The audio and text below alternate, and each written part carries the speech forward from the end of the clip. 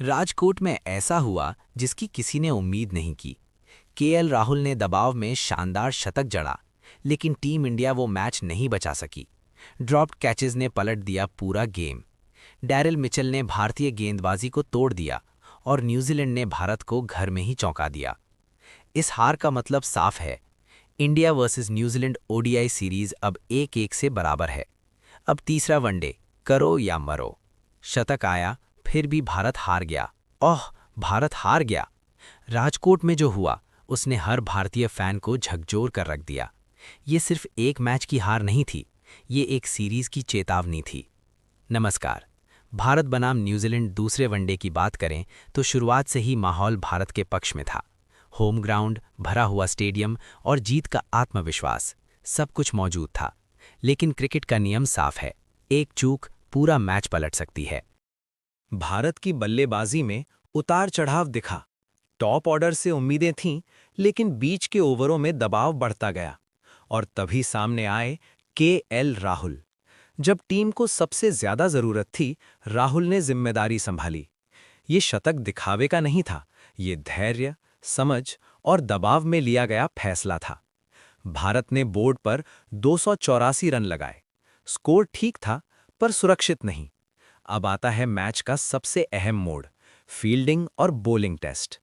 New Zealand की शुरुआत से ही मंशा साफ थी और यहीं से कहानी बदलनी शुरू हुई।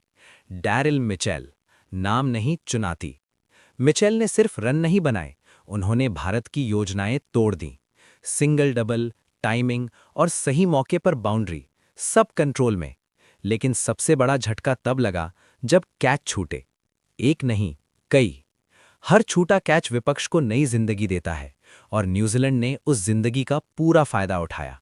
विल यंग के साथ साझेदारी बढ़ती गई, भारतीय गेंदबाज दबाव में आते गए और मैच हाथ से फिसलता चला गया।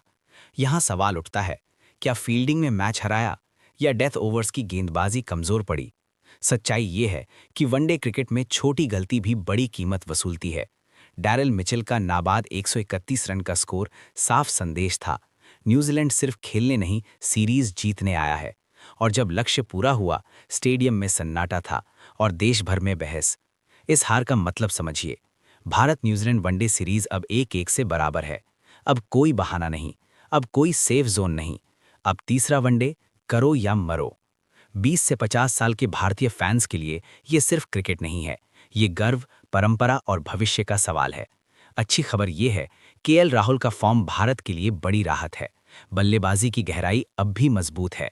घरेलू हालात अब भी भारत के पक्ष में हैं, लेकिन चेतावनी भी उतनी ही साफ है।